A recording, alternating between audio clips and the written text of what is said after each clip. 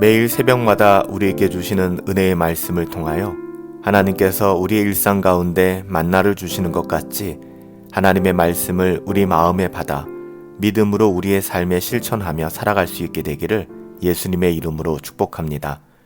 이제 디모데후서도 거의 막바지에 이르렀는데요.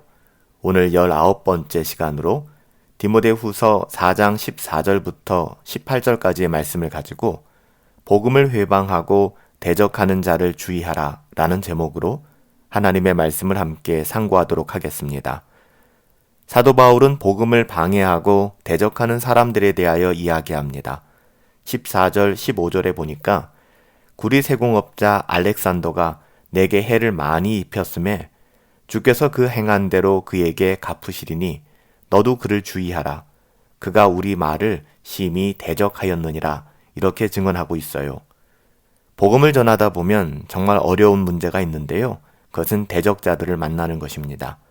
오늘 본문에는 구리장색 알렉산더가 등장하는데요. 구리를 세공하는 사람이었죠. 이 사람은 디모데전서 1장 20절에도 언급되어 있어요. 뭐라고 언급하고 있을까요? 구리장색 알렉산더에 대하여 착한 양심을 버렸고 믿음에 관하여는 파산한 사람 중에 한 사람이다 라고 이야기합니다. 아마 이 사람들 이렇게 믿음에 대하여 파산하였고 또 착한 양심을 버렸기 때문에 복음에 대하여 대적하게 되는 것이고 또 신실한 복음 사역자들에 대하여 피해를 입히게 될 뿐만 아니라 그들이 전하는 모든 말에 대하여 대적하는 자세를 갖게 되는 것 같아요. 우리가 두렵게 봐야 되는 대목은 이 알렉산더 같은 사람은 그냥 불신자가 아니었다는 것이죠. 처음에는 교인이었습니다. 어쩌면 직분자 중에 한 사람이었을지도 모르겠어요. 그런데 이런 사람들은 흔하게 성경에서 발견되는 것 같아요. 옛날 모세를 대적했던 고라도 그랬고요. 예수님의 12제자 중에 한 사람이었던 가룟 유다도 마찬가지였죠. 이 모든 사람들은 하나님과 진리를 배반하는 사람들이 되었고요. 결국에는 복음 증거자들, 특별히 오늘 사도 바울에게 굉장히 많은 피해를 끼쳤습니다.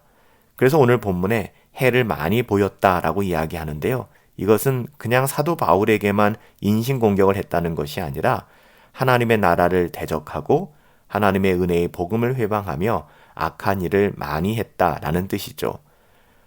이런 사람들의 모습을 주위에서 살펴보면 은혜의 복음을 전하는 사람들, 또 설교자나 또 아니면 복음 전도자들의 말에 대하여 대적하는 자세를 취한다는 것을 우리가 발견할 수 있어요.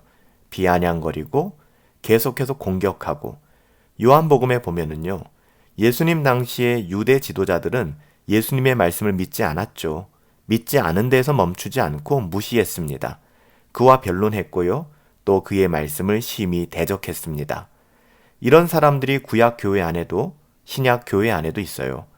진리의 말씀을 바르게 전파하였던 예수님에게도 바울에게도 있었습니다. 그렇다면 오늘 우리의 목회의 현장, 교회의 자리에서도 때때로 대적자들이 있다고 해서 우리가 이상하게 여길 필요가 없다는 거예요. 복음 사역에 있어서는 항상 이런 어려움들이 있어 왔다는 것을 우리는 기억할 필요가 있고요. 이 또한 하나님의 주권과 섭리 가운데 있다는 사실을 우리는 믿음으로 고백할 필요가 있어요. 요한 3서를 보면 더 기가 막힌 일이 있거든요. 요한 3서 1장 9절부터 11절 말씀을 보면은 공동번역으로 읽어드릴게요. 나는 그 교회에 편지를 한 장 보냈습니다. 그런데 디오드레베가 그 교회의 우두머리가 되려는 야심을 품고 우리의 권위를 인정하지 않으려 했습니다. 그래서 내가 가면 그가 저지르는 나쁜 일들을 낱낱이 지적하겠습니다. 그는 나쁜 말로 우리를 헐뜯고 있습니다. 그것도 부족해서 우리가 보낸 형제들을 받아들이지 않았을 뿐더러 그 형제들을 받아들이려는 사람들까지도 그렇게 못하도록 방해하고 심지어 그런 사람들을 교회 밖으로 쫓아내고 있습니다. 사랑하는 그대는 악한 것을 본받지 말고 선한 것을 본받으십시오. 선을 행하는 사람은 하나님에게서 난 사람이며 악을 행하는 사람은 하나님을 만나지 못한 사람입니다. 사도 요한도 요한 3서를 보내면서 한 사람을 이야기하죠. 이 사람은 디오드레베라는 사람인데요. 이런 사람들은 교회 역사에서 끊이지 않는다는 것이죠. 사도 바울은 디모데에게 너도 이런 사람들을 조심해야 한다, 주의하라 이렇게 이야기합니다. 진실한 성도들이라면 이런 사람들을 정말 주의하고 분별할 수 있어야 합니다. 이런 사람들이 있다고 해서 낙심할 필요는 없어요. 주의하시면 됩니다. 우리는 이런 사람들과 깊은 교제와 관계를 맺어서는 안 돼요. 왜냐하면 이런 사람들과 사귀면 사귈수록, 이야기하면 이야기를 나눌수록 시험에 들기 쉽기 때문에 그래요. 신앙의 유익 대신에 큰 손해를 입을 수 있기 때문이죠.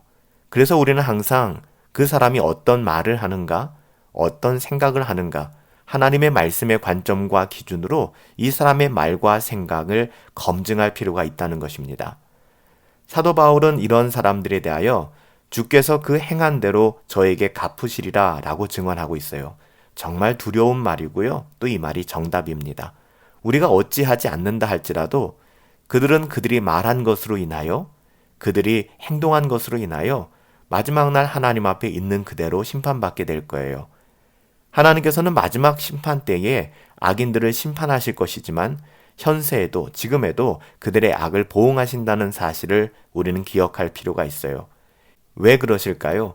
왜냐하면 악인들이 회개하고 구원을 얻게 하기 위하여 현세에도 그들의 악을 보응하시는 것이죠. 하나님의 일이 너무 방해받지 않고 성취되어야 하기 때문에 또 하나님께서 주권적 역사하심으로 하나님의 나라를 세워가시는 거예요. 사도 바울은 또한 16절에 이렇게 증언하죠.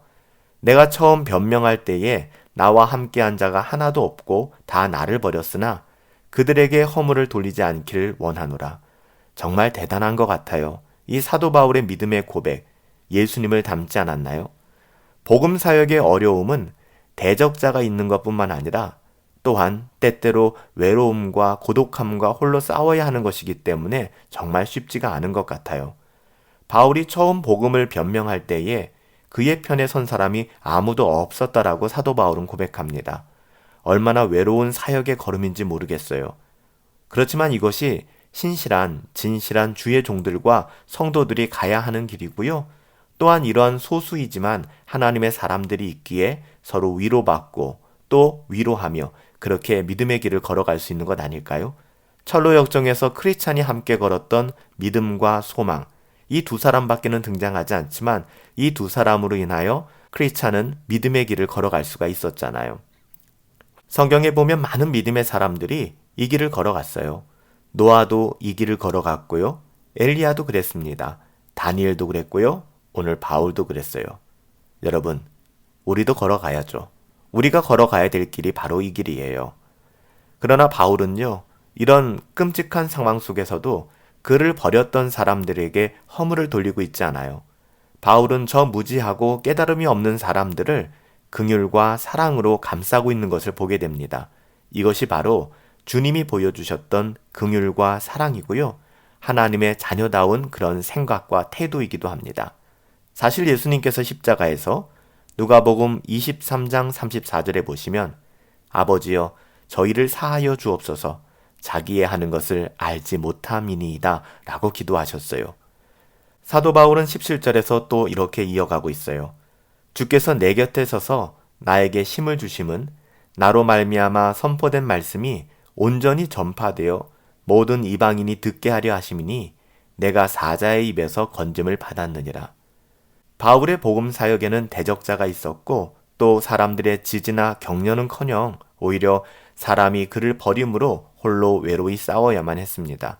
하지만 주님께서는 그와 함께 하셨고 그를 강건하게 하셨어요.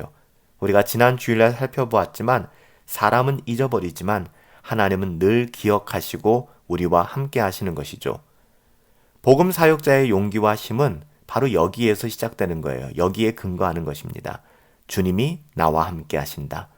주님으로 말미암아 위로받고 주님으로 말미암아 소망하는 것이죠. 실상 그것이면 충분한 것이 신자의 삶이에요.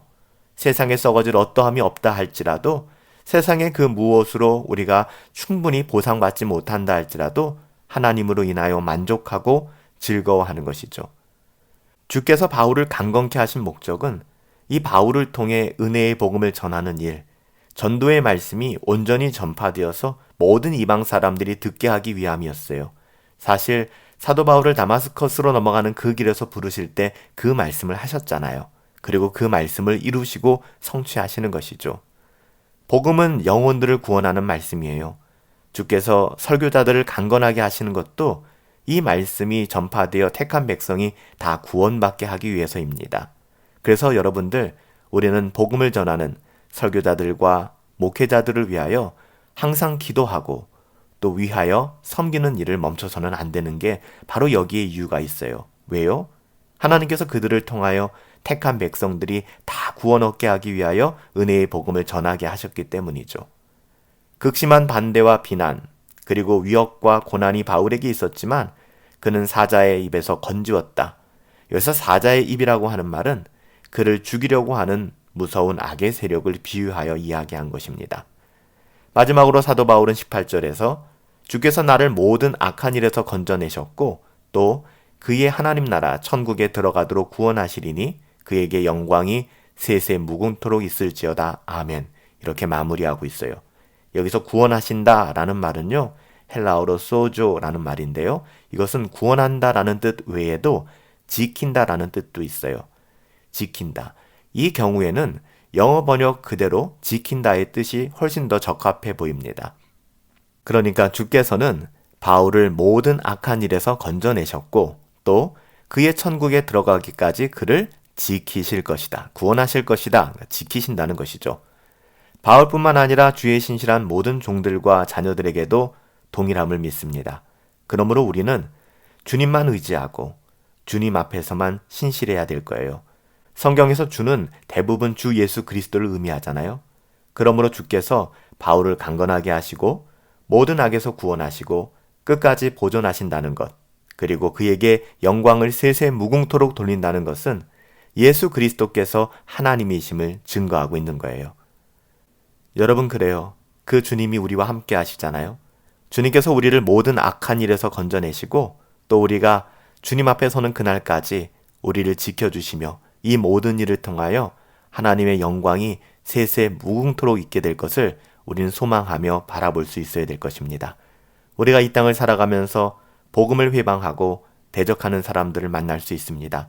믿음의 눈으로 잘 분별하시고 하나님의 사랑으로 대하시며 우리의 믿음을 잘 지켜나갈 수 있게 되기를 예수님의 이름으로 축복합니다.